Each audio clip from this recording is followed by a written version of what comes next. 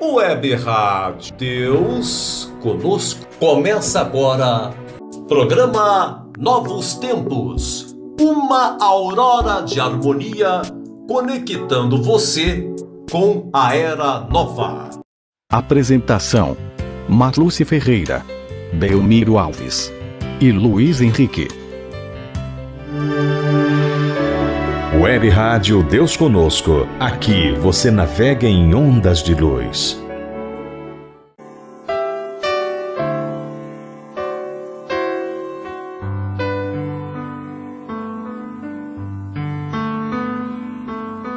Fica sempre um pouco de perfume nas mãos que oferecem rosas, nas mãos que sabem ser generosas,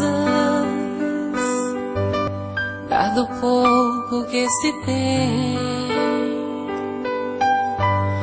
a quem tem menos ainda, enriquece o doador, faz sua alma ainda mais linda, dar ao próximo a alegria,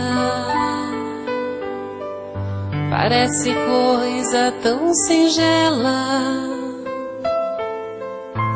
aos olhos de Deus, porém é das artes a mais bela. Fica sempre um pouco de perfume nas mãos que oferecem rosas, nas mãos que sabem ser generosas,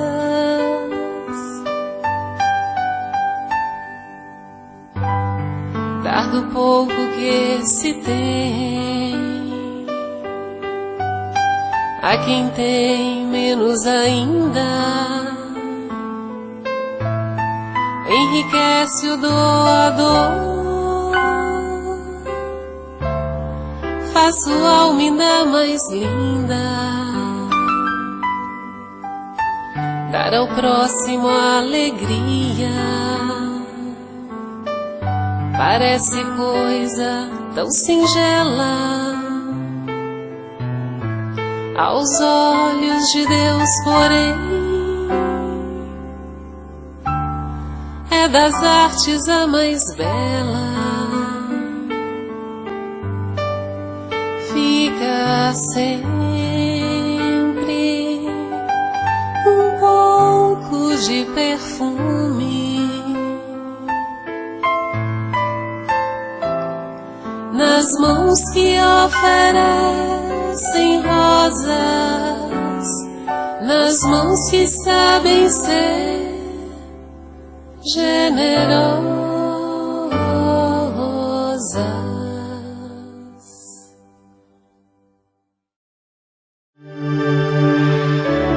Web Rádio Deus Conosco. Aqui você navega em ondas de luz. Amigas e amigos ouvintes e internautas, sejam todos bem-vindos. Mais uma vez, estamos juntos. Agora em novo dia e horário, sábado às 20 horas. Reserve esse horário para juntos iniciarmos os novos tempos. Programa Novos Tempos, transmitido pela Web Rádio Deus Conosco, nossos canais no YouTube e Facebook e canais autorizados. Aproveitem os próximos 60 minutos em que estaremos juntos, conversando sobre temas importantes para a divulgação da doutrina espírita e para o nosso crescimento interior.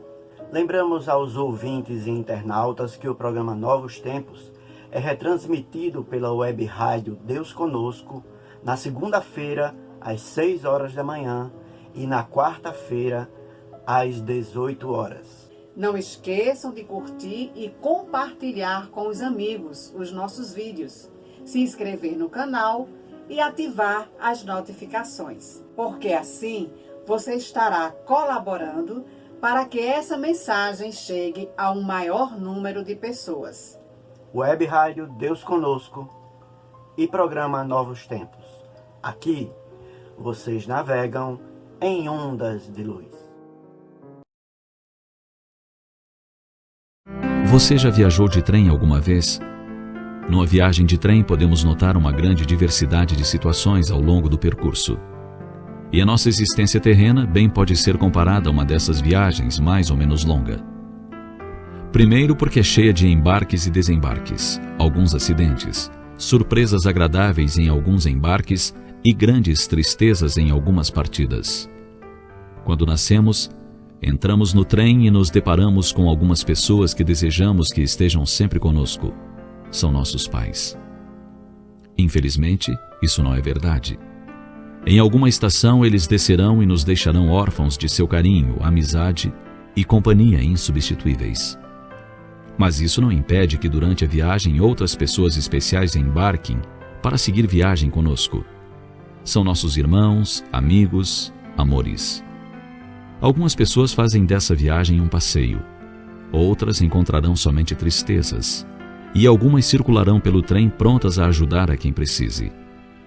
Muitas descem e deixam saudades eternas. Outras passam de uma forma que quando desocupam seu assento ninguém percebe. Curioso é constatar que alguns passageiros que nos são caros se acomodam em vagões distantes do nosso, o que não impede, é claro, que durante o percurso nos aproximemos deles e os abracemos, embora jamais possamos seguir juntos, porque haverá alguém ao seu lado ocupando aquele lugar. Mas isso não importa, pois a viagem é cheia de atropelos, sonhos, fantasias, esperas, despedidas. O importante mesmo é que façamos nossa viagem da melhor maneira possível, tentando nos relacionar bem com os demais passageiros, vendo em cada um deles o que tem de melhor. Devemos lembrar sempre que em algum momento do trajeto eles poderão fraquejar, e provavelmente precisemos entendê-los, porque nós também fraquejaremos muitas vezes, e certamente haverá alguém que nos entenda e atenda. A grande diferença, afinal, é que no trem da vida jamais saberemos em qual parada teremos que descer, muito menos em que estação descerão nossos amores, nem mesmo aquele que está sentado ao nosso lado. É possível que quando tivermos que desembarcar, a saudade venha nos fazer companhia, porque não é fácil nos separar dos amigos, nem deixar que os filhos sigam viagem sozinhos. Com certeza, será muito triste. No entanto, em algum lugar há uma estação principal para onde todos seguimos. E quando chegar a hora do reencontro, teremos grande emoção em poder abraçar nossos amores e matar a saudade que nos fez companhia por longo tempo. Que a nossa breve viagem seja uma grande oportunidade de aprender e ensinar, entender e atender aqueles que viajam ao nosso lado, porque não foi o acaso que os colocou ali. Que aprendamos a amar e a servir, compreender e perdoar, pois não sabemos quanto tempo ainda nos resta até a estação, onde teremos que deixar o trem.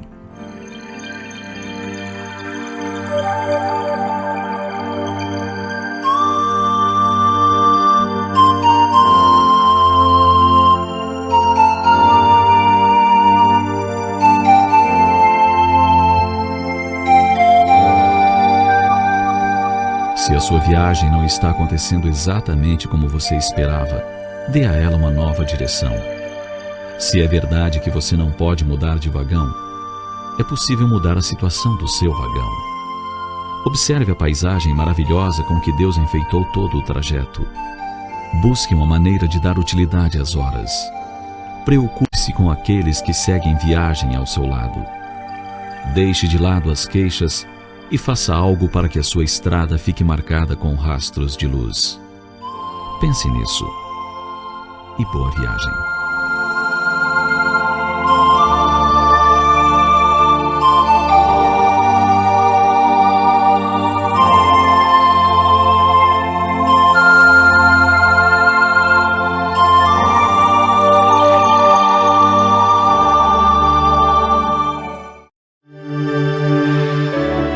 Web Rádio Deus Conosco. Aqui você navega em ondas de luz. A sua família faz o Evangelho no lar? Você participa do Evangelho na sua casa? Não? Você gostaria de viver esse momento no seu lar? Assista ao nosso vídeo para você ver o quanto é importante e como é fácil começar. Então, roda a vinheta! Começa agora. Dicas para a turma jovem. Jesus vai à casa de Pedro. E lá, ao redor da mesa, estão a família de Pedro, João, Tiago e outros apóstolos. E nesse momento, Jesus fala aos seus corações. Aí começou o Evangelho no lar. O Evangelho no lar e no coração. Faça e ensine a fazer. Amplie o bem que existe em você. O dia no Evangelho no lar é o melhor dia da semana para a sua casa e sua família.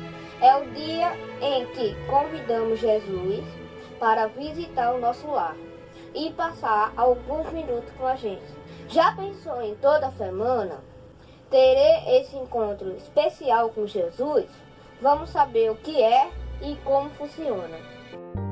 O Evangelho no Lar é um encontro semanal com o objetivo de reunir a família em torno dos ensinamentos de Jesus à luz da doutrina espírita, sob a assistência dos benfeitores espirituais. O espírito Bezerra de Menezes afirma que o Evangelho no Lar é Cristo falando ao coração. Escolha na semana um dia e horário em que a família possa se reunir durante mais ou menos 30 minutos. As crianças também podem participar da reunião. Eu participo do Evangelho desde que era pequenininho. Se no dia chegar alguma visita, convide para participar. Se ninguém da sua família quiser participar, você pode fazer sozinho, não tem importância e todos serão beneficiados. Coloque água para ser fluidificada pelos espíritos presentes. No final da reunião, todos podem beber. Uma vez escolhido o dia e horário, devem ser respeitados e realizados. Caso ocorra algum imprevisto, fazer uma prece avisando o motivo aos espíritos. Para começar a reunião, você faz uma leitura de preparação. Ela vai harmonizar o ambiente. Pode ser dos livros da coleção Pão Nosso. Não precisa comentar. Depois, fazer uma prece ou oração. Simples e espontânea, feita de coração, com amor. Lembre-se, você está falando com Jesus, nosso irmão, e Deus, nosso Pai e Criador. Depois, fazer uma leitura do Evangelho segundo o Espiritismo. Abra em uma página aleatória e leia um trecho ou uma quantidade se achar necessário. Comente sobre o texto lido. Todo participante que quiser comentar, comente. Um comentário rápido, de acordo com o seu entendimento. Depois, fazer a prece final ou a oração final. Segue a mesma ideia da prece inicial. Nesse momento, podemos pedir pela fraternidade, pela paz e o equilíbrio de toda a humanidade, por todos os governantes e por aquele que cuida das crianças, dos jovens e dos idosos, pela implantação e vivência do Evangelho em todos os lares. Pode pedir pelo seu próprio lar e por sua família, pensando sempre na paz, na harmonia e na saúde para o corpo e para o espírito. Evangelho no lar. O seu encontro semanal com Jesus. Ele só está esperando o seu convite para esse momento especial da semana. Faça, participe, divulgue os benefícios, ensine como fazer, leve para frente essa ideia. Evangelho no lar é evangelho no coração.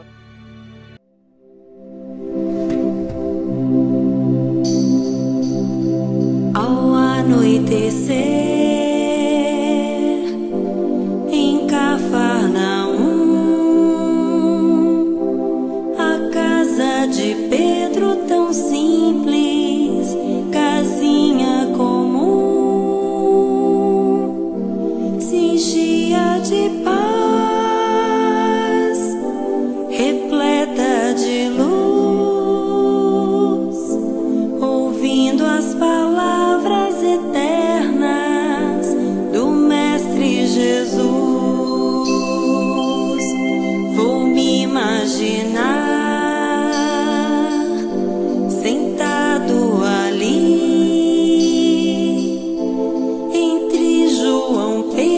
Tiago, André e Levi, à beira do lago de Genezaré,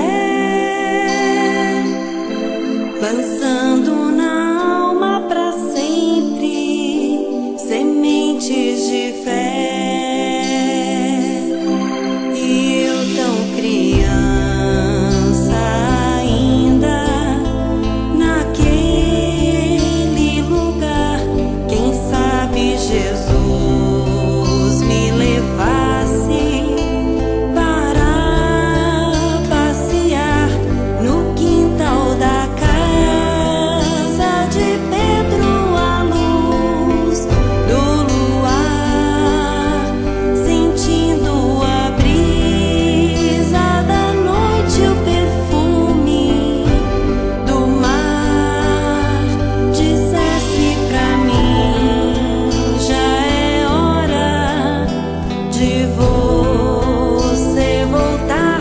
A gente se encontra de novo no seu evangelho no lar.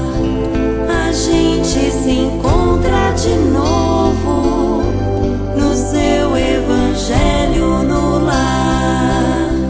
E eu tão criança ainda, naquele lugar, quem sabe Jesus me levasse para passear no quintal da casa de Pedro, à luz do luar, sentindo a brisa da noite, o perfume do mar. Dissesse pra mim, já é hora de você voltar. A gente se encontra de novo no seu evangelho no lar. A gente se encontra de novo no seu evangelho no lar. No vídeo de hoje, o Tiago faz uma homenagem a um dos livros da codificação espírita. O livro é A Gênese. Assistam o vídeo da FEB TV. Imagina o universo. Imagina então todos os mistérios que rondam o funcionamento desse universo. Como surgiu o nosso planeta, até quando ele existirá? Os milagres atribuídos a Jesus existiram mesmo? Como é que eles aconteciam? Tudo isso hoje no Cidadão Repórter.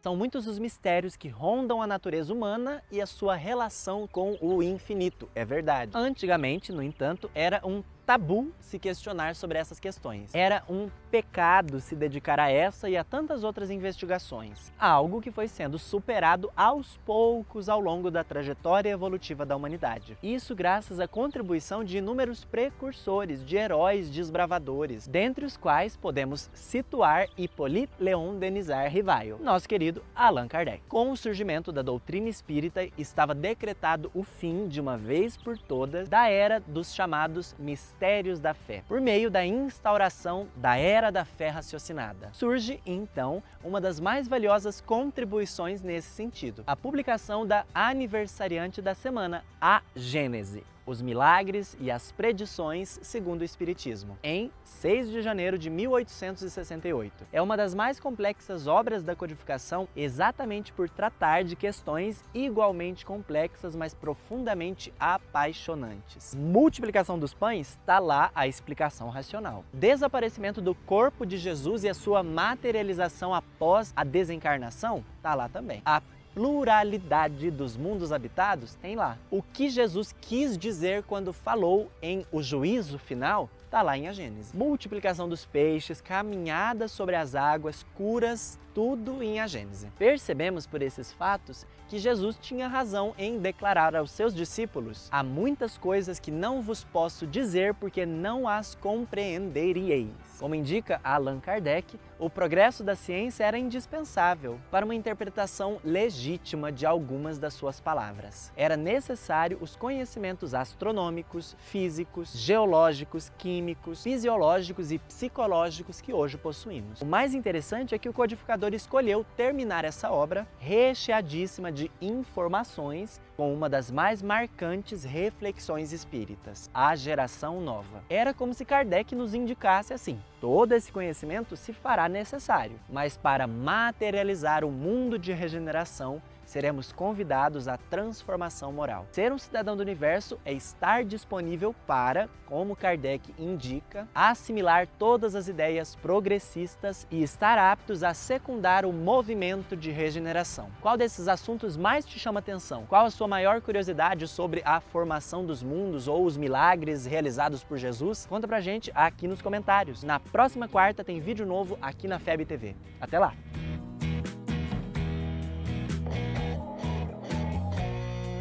Tudo isso está muito bem estudado em uma obra, Aniversariante da Gênese, Allan Kardec, por meio da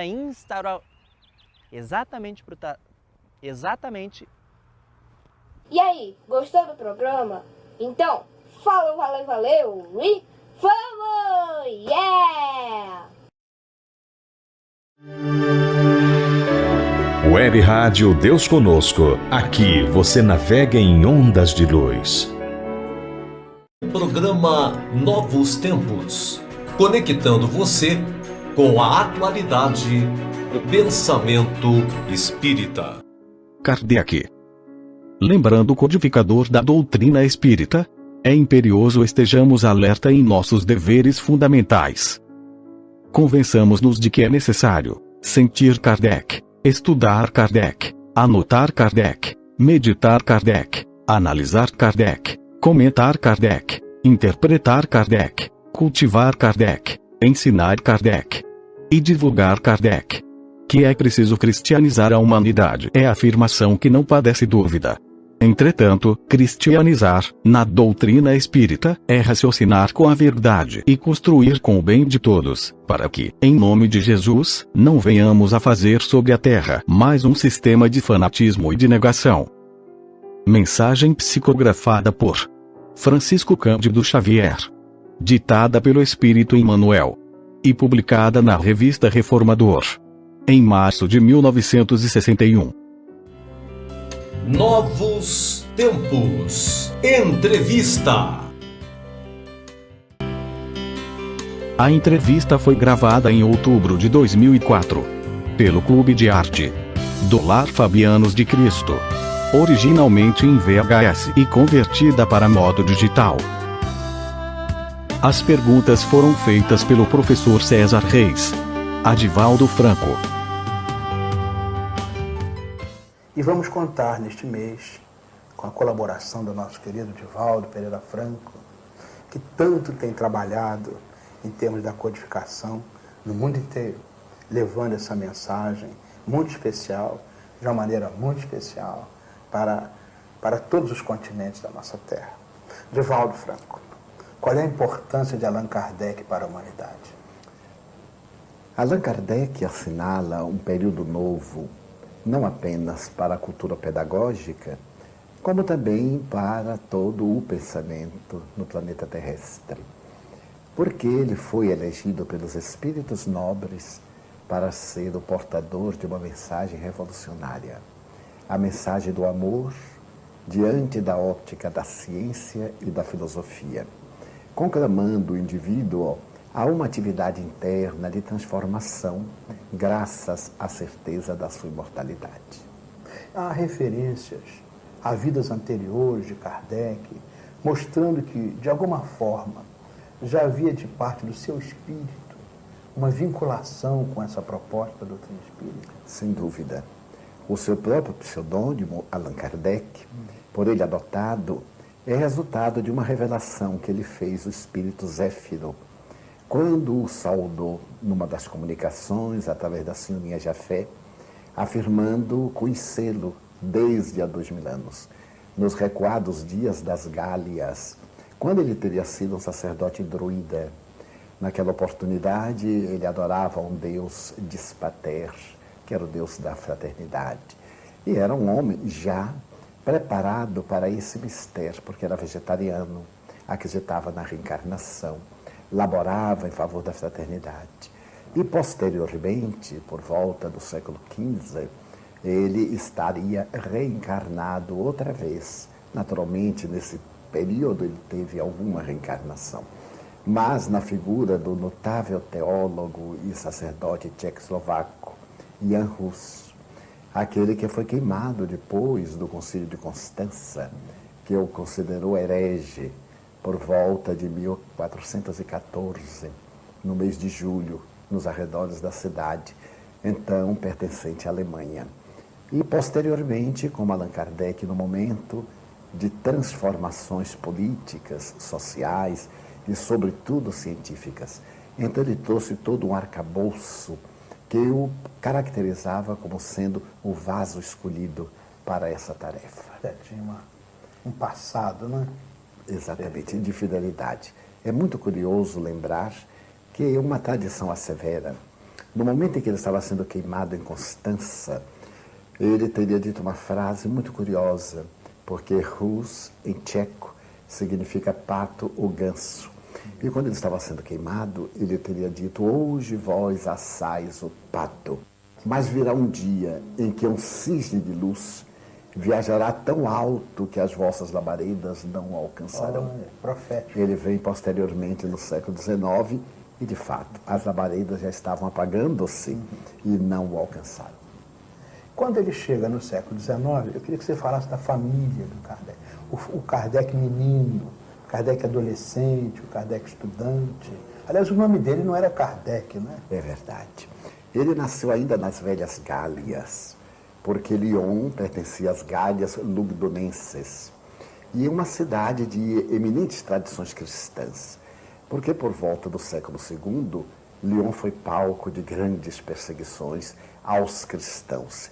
E ainda tem a sua parte romana, que ainda hoje constitui um verdadeiro deslumbramento.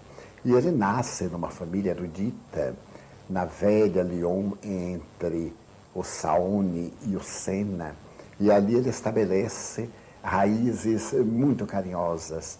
Na rua Salá, onde ele teria reencarnado, os seus pais, que eram de tradição católica e também cultural, procuram dar-lhe a melhor educação. Mas está no momento da educação de Pestalozzi. Henrique Pestalozzi, em Verdun, na Suíça, abre os horizontes das mentes para a pedagogia moderna. É aquele eminente educador, verdadeiro pai, que não connive com os erros, mas também que não pune, que educa sempre. E será sua mãe que o levará aos braços de Pestalozzi, onde ele faz a sua formação primária, fundamental, e vem de receber o título de mestre para mais tarde voltar a Paris e ali então iniciar o período pedagógico. Acho que até eventualmente ele substituía Pestalozzi, né? É verdade. Fazia muitas viagens. Quando Pestalozzi viajava, ele substituía lá no Instituto, ministrando as aulas do mestre, tal do seu tirocínio. Que maravilha. É muito interessante que Allan Kardec, ele teve uma formação toda de educador. Há uma relação, podemos extrair uma relação entre a espiritualidade, escolher um educador, né, com essa formação tão rigorosa, porque não era um educador qualquer, né? É verdade. Era uma criatura de alto nível, sabia vários idiomas, conhecia as ciências da época, conhecia muito bem, né? É natural que a espiritualidade tivesse escolhido um educador para lançar através dele a doutrina dos espíritos. Sem dúvida, porque o espiritismo é uma doutrina de educação. E é fascinante notar que ele é o herdeiro natural de Pestalozzi, que é, por sua vez, o herdeiro natural de Jesus, o Divino Mestre. Eu recordo-me de quando um jovem acercou-se de Jesus e disse-lhe: bom mestre, que devo fazer para entrar no reino dos céus? E Jesus adverte: o bom sou o Pai. Mestre, sim, eu sou. Porque os mestres educadores são os plasmadores dos ideais na consciência do futuro, através dos educandos na infância e dos educandos em qualquer época da vida. E Allan Kardec teria que ser inegavelmente educador, por causa da sua metodologia. Pestalozzi é o pai da Escola Nova, e ele absorve o método dialético de Pestalozzi, que vai aplicar em todas as suas obras que vêm no futuro, principalmente o Livro dos Espíritos. Através daqueles diálogos que tanto recordam Sócrates e Platão, ele nos dá uma estrutura profunda do seu conhecimento de mestre, de pedagogo, procurando sempre examinar o assunto em profundidade e não deixando nenhum ângulo sem análise. Maravilha. O Espiritismo nasceu assim? Pesquisa e experimentação? Exatamente. É uma doutrina sui generis, porque invariavelmente as doutrinas e mesmo a ciência partem de um pressuposto para o fato, da teoria para a demonstração. O Espiritismo é especial, parte do fato, procurando uma explicação. Primeiro vem os fenômenos, que são de todas as épocas da humanidade. E logo depois os fenômenos explicam-se a si mesmos. Por que a mesa se agita? Ela não possui cérebro nem nervos, portanto não pode pensar. Por que você se agita? Porque sou dirigida por seres que têm inteligência. A mesa é apenas um instrumento, mas nós, as almas daqueles que vivemos na Terra, é que somos os agentes do fenômeno. E ele parte agora para o paradigma da experimentação. E surge da fenomenologia o fato apresenta a teoria que o explica e também as propostas iluminativas. E o Espiritismo transforma-se numa ciência. Então, como é que a gente, de fato, define que o Espiritismo é a terceira revelação com esse foco de ciência? De uma maneira muito curiosa. Moisés abandona a lei antiga, a lei do tal e qual, a lei de Talião, e nos traz o Decálogo, um dos mais belos códigos de justiça de que a humanidade tem conhecimento, porque começa em Deus e termina na soberania da divindade. E o Decálogo é a primeira revelação. De natureza também mediúnica, peculiarmente, porque depois que ele sai do Sinai, quando ele tem o contato com o psiquismo divino e recebe por inspiração as 10 leis, os 10 mandamentos, ele abre uma era nova, que é a era realmente mosaica. Depois vem Jesus, que não nega em absoluto a lei antiga, nem também os mandamentos, tampouco os profetas, mas coloca o amor. A proposta de Jesus sobre o amor é de uma beleza comovedora, porque restabelece a dignidade da criatura humana perante si mesma e perante o cosmos. Vem então uma outra doutrina que confirma o Decálogo, procura dignificar o amor, mas apresenta um liame de mais profundidade, que é a ação da caridade no bem, acrescentando ao pensamento de Jesus a reencarnação, de uma maneira agora confirmada em laboratório, a pluralidade dos mundos habitados que Jesus ensaia no seu contacto, quando fala conosco através de João, capítulo 10, credes em Deus, crede também em mim. Na casa de meu pai há muitas moradas. Enfim, o Espiritismo pega todas essas revelações do judaísmo e traz-nos sintetizadas em uma doutrina de tríplice aspecto: a ciência que investiga, a filosofia que explica e a religião que consola. Agora, nós achamos que o Kardec estava muito pronto. Veja, segundo nós sabemos, você mesmo nos falou, os fenômenos de Radziwiłł são de 1848. Kardec, já na década de 50, né, nessa época, toma conhecimento desses fenômenos. Mesas girantes tomam conta da França e de vários países, mas até como uma diversão. Soubemos ali por 1855, cerca de 50 cadernos chegam às mãos do Kardec, ele analisa, compara, estuda. Em 1857 já sai a primeira edição do Livro dos Espíritos. Ele estava pronto, né? Isso foi muito rápido. Né? Ele já trazia o germe. Certa feita, conversando com os espíritos, eu tive a ocasião de expender o seguinte conceito: não sei quem é mais sábio, se aquele que fez as perguntas ou se aquele que as respondeu. Porque o êxito de uma resposta é a pergunta. E os espíritos disseram: não há por que estranhar. Kardec era membro da mesma equipe.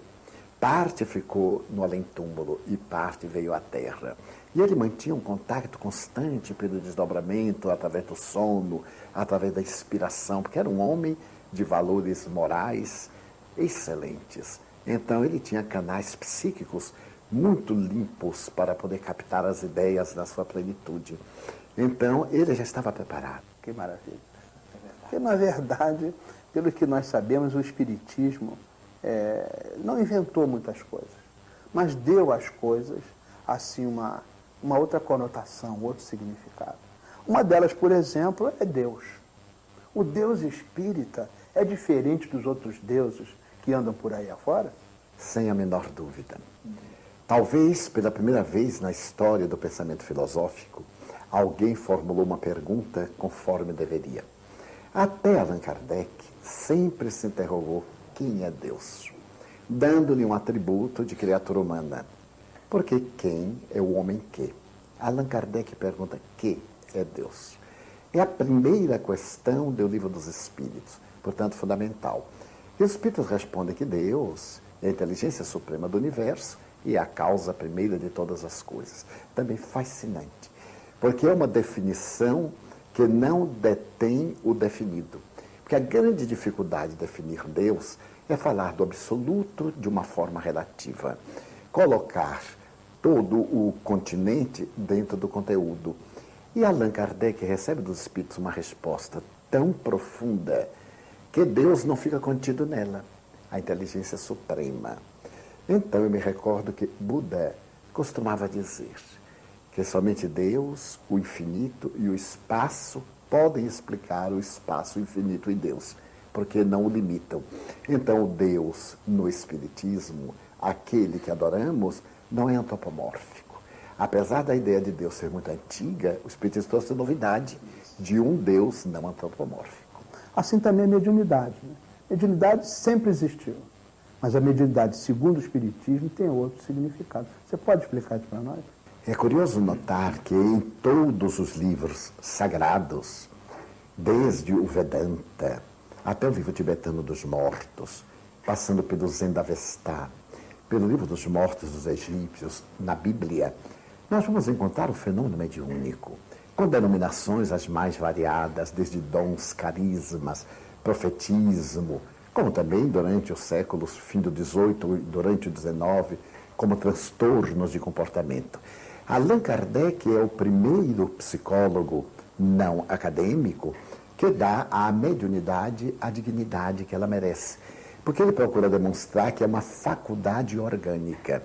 Isto é, o espírito possui-a, porque é uma conquista transpessoal. E o organismo reveste de células, para poder permitir que haja a decodificação da ideia. A mediunidade no Espiritismo não é um carisma, não é uma graça, não é um dom. É uma conquista. Da mesma forma que realizamos a conquista intelecto-moral, realizamos a conquista da mediunidade e, educando-a, desenvolvemos-la para que ela realize o mistério a que se propõe, facultar o intercâmbio entre os chamados mortos e os denominados vivos. É também uma novidade. A nossa ciência fala da existência de leis. Os físicos, os químicos, os biólogos, eles falam sempre na existência de leis. O Espiritismo confirma a existência de leis, mas tem uma novidade. São as leis morais, né? Leis que transcendem a física, a química.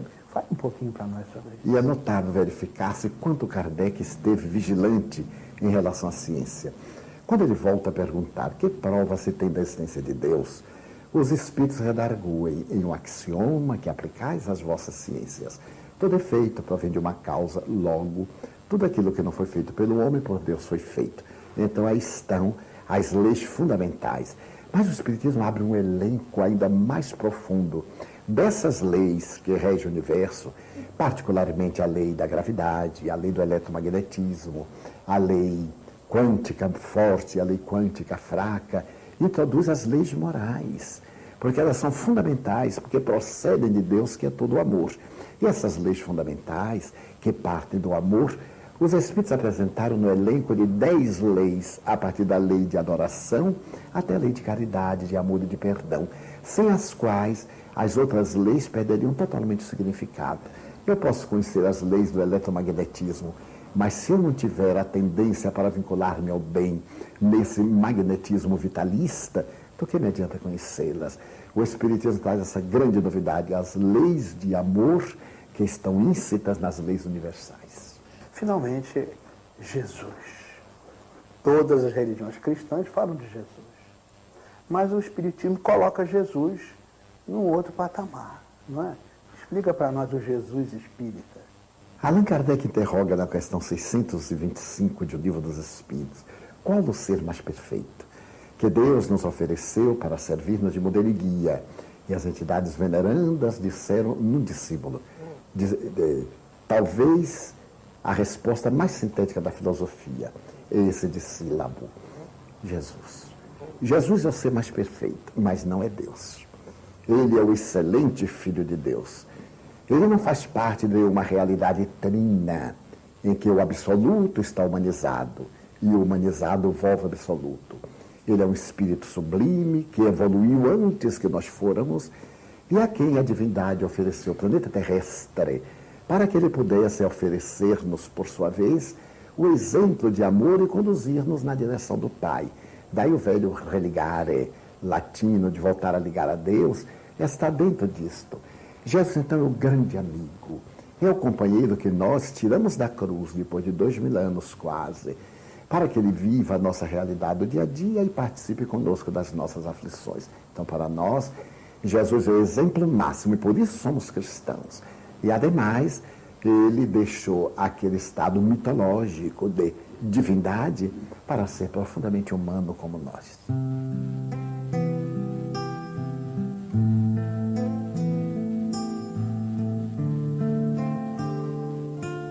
Divaldo, nós queremos falar um pouco sobre os livros básicos. O primeiro é o Livro dos Espíritos. Fale um pouco sobre ele, por favor. É fascinante notar, quando Kardec reúne o material que vai ser transformado em Livro dos Espíritos, sem que ninguém soubesse. E ele recebe a orientação do alto para que divulgue isso. Ele havia sido o escolhido e recebe essa notícia de uma maneira muito confortadora, quando os espíritos dizem que o machado está no tronco da árvore, prestes a cortar.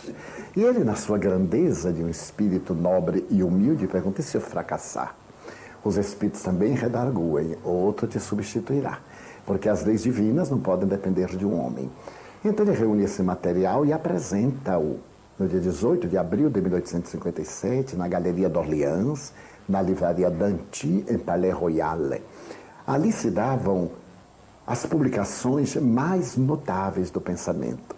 Naquela Galeria d'Orléans haviam passado homens eminentes como Victor Hugo e tantos outros romancistas, Honoré de Balzac, que haviam apresentado obras monumentais. O Livro dos Espíritos surge de uma maneira muito humilde, é colocado na vitrine da livraria, mas é compulsado por Camille Flammarion. É talvez a primeira pessoa que pega o pequeno livro e fascina-se. Ele era o diretor do Observatório de Juvisy e foi o astrônomo mais jovem do mundo a dirigir aquele observatório astronômico. E fascinado com o livro, ele pergunta à proprietária, a senhora Melânia: mas que admirável esse livro! Eu sempre tive ideia dessa realidade nos meus sonhos astronômicos. E ela diz jovialmente: pois o senhor é muito feliz porque está aqui o autor.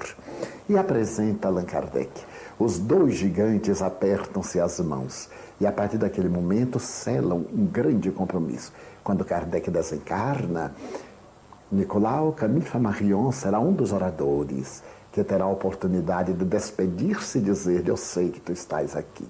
Da mesma forma que este sol nos ilumina e nós não vemos os seus raios ultravioletas, infravermelho, também tu estás aqui, embora não te vejamos. E começa a literatura espírita. O Livro dos Espíritos veio para ficar, porque faz uma abordagem das mais completas em torno do conhecimento universal. À medida que as edições sucedem, ele naturalmente vai ampliando o seu elenco de informações e abrange praticamente o conhecimento geral, a astronomia, paleontologia, psicologia, literatura geral, o evangelho, enfim, é uma obra verdadeiramente completa. Nós temos ressaltar a revista espírita, né? A importância dela. Eu queria que você falasse um pouco sobre isso. Como Allan Kardec era um hábil trabalhador e um disciplinado escritor. Publicado o Livro dos Espíritos em abril de 57, ele começa a receber um volume imenso de correspondência. E para poder atender a esses que lhe escrevem, ele apresenta no dia 1º de janeiro de 1868 a Revista Espírita, que é também um manancial de informações. Dali mais tarde ele vai retirar material para as obras a que nos referimos, todas elas decorrência natural do desdobramento do livro básico, que é o Livro dos Espíritos. A Revista Espírita analisa os acontecimentos da época, os acontecimentos do futuro, traz notícias do mundo espiritual, graças à correspondência imensa que Allan Kardec recebe de toda parte. Então, quando nós falamos de codificação espírita, incluímos a Revista, desde janeiro de 58 até março de 69, que foi o último número por ele elaborado. Nós estamos chegando ao final, né, as conclusões. Divaldo, um dia o Espiritismo será aceito por todos? Será que já existem comprovações referentes às teses que o Espiritismo tem esposado? Allan Kardec, na sua grande sabedoria, pensou exatamente nessa questão. Seria o Espiritismo aceito por todos os segmentos religiosos, por todas as criaturas humanas? Naturalmente, ele concluiu que não. Porque nós diferimos-nos em níveis de consciência, em níveis intelecto-morais, em níveis de preparação emocional. E é óbvio que não podemos todos aceitar a mesma proposta como sendo a única, última e a definitiva. Mas o Espiritismo influenciará todas as crenças religiosas, porque irá oferecer aquilo que lhes falta. Por exemplo, toda a doutrina espiritualista diz que a alma é imortal. O Espiritismo prova. Toda a doutrina religiosa fala sobre a justiça divina. Através da reencarnação, o Espiritismo demonstra. Toda a doutrina cristã assevera a excelência de Jesus Cristo. O Espiritismo coroa esta excelência com a proposta da caridade, concitando-nos a caridade da educação, do perdão, da transformação moral e etc. Então nós podemos constatar que o Espiritismo, sim, irá influenciar o comportamento das criaturas humanas em toda parte, quando esse conhecimento estiver chegado aos níveis da cultura geral, nas universidades, como já vem ocorrendo, e também através dos grandes veículos de informação de massa, atendendo às multidões. Então, sim, haverá uma aceitação dos postulados, embora as pessoas continuem professando as suas religiões. Temos duas bandeiras: trabalho, solidariedade, tolerância. E fora da caridade, uma salvação. Chegaremos a isso? Sem dúvida. Allan Kardec herdou de Pestalozzi a tríade de trabalho, solidariedade e perseverança para a educação. E então ele substituiu perseverança por tolerância. Porque se não houver tolerância entre nós, respeitarmos-nos, contribuirmos uns com os outros, não haverá progresso. Então essa tríade kardeciana é fundamental para a construção de um mundo melhor, dentro dos postulados da caridade. A caridade que nos dá a salvação de valores, não é apenas o reino dos céus. Não haverá salvação para os nossos objetivos, os nossos ideais. Então, quando esses dois postulados, a tríade e a proposta máxima da caridade, forem vigentes em nossa conduta, o mundo será melhor e estaremos em plenitude. Nós vamos pedir ao Divaldo que faça assim uma manifestação em nome de todos nós, espíritas, aprendizes do espiritismo do Brasil, né? Uma manifestação de homenagem, a nossa homenagem mais profunda a um signo codificador. Quando Napoleão Bonaparte, na condição de primeiro magistrado da França, planejava criar o Império Napoleônico, o que ele consegue no dia 2 de dezembro de 1804, tu, espírito nobre, mergulhaste na sombra da terra 2 meses antes, para que a semelhança do que aconteceu quando estavas entre aqueles pioneiros, druidas, e Júlio César invadiu as Gálias para poder dominá-la, eis agora Júlio César, novamente corporificado em Napoleão Bonaparte, e tu, espírito de luz, tomando um corpo novo. Napoleão alarga os horizontes da França, pretende fazer uma Europa francesa, tendo por capital Paris.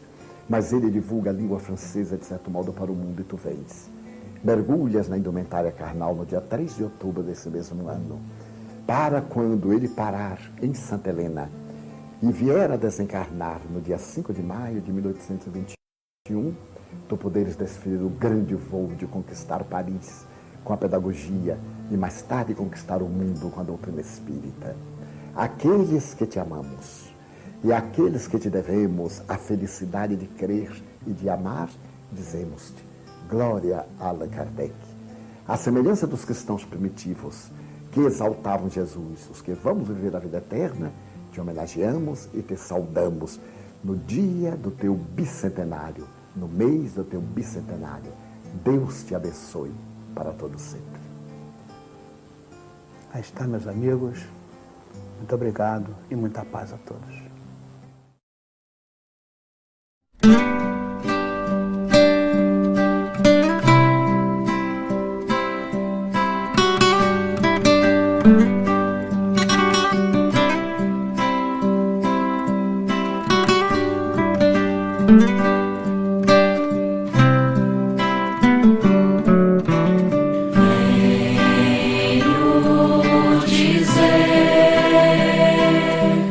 Obrigado, amigo, por ter desvendado o dom de saber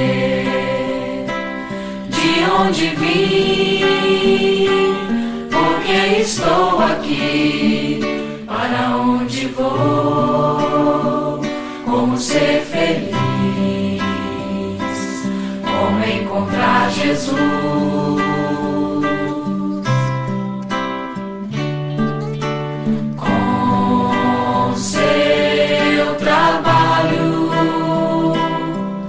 Hoje temos um Consolador que nos trouxe o Cristo, rede vivo, e a nossa fé hoje é raciocinada. Não há mais nada o que temer, apenas caminhar.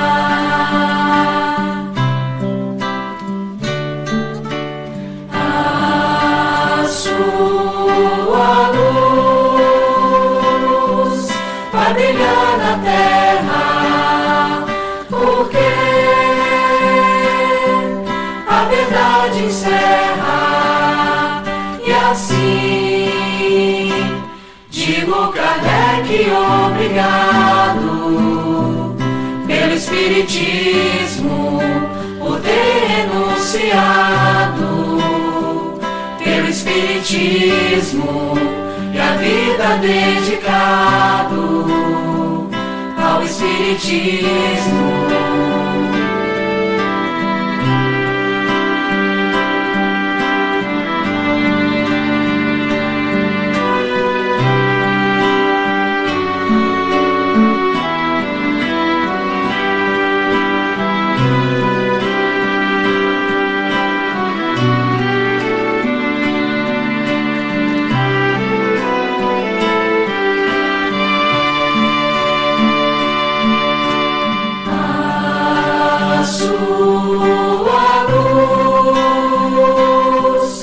Brilhar na terra, porque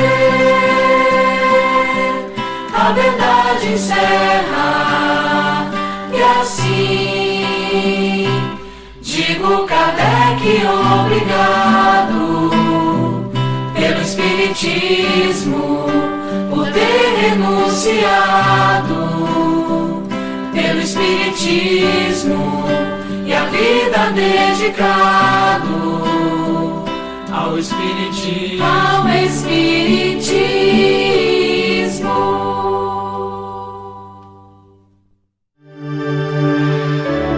Web Rádio Deus Conosco. Aqui você navega em ondas de luz. Novos tempos. Infelizmente, o programa chegou ao final. Na próxima semana estaremos de volta. Não esqueça de curtir o vídeo, se inscrever no canal e ativar a notificação. Tchau!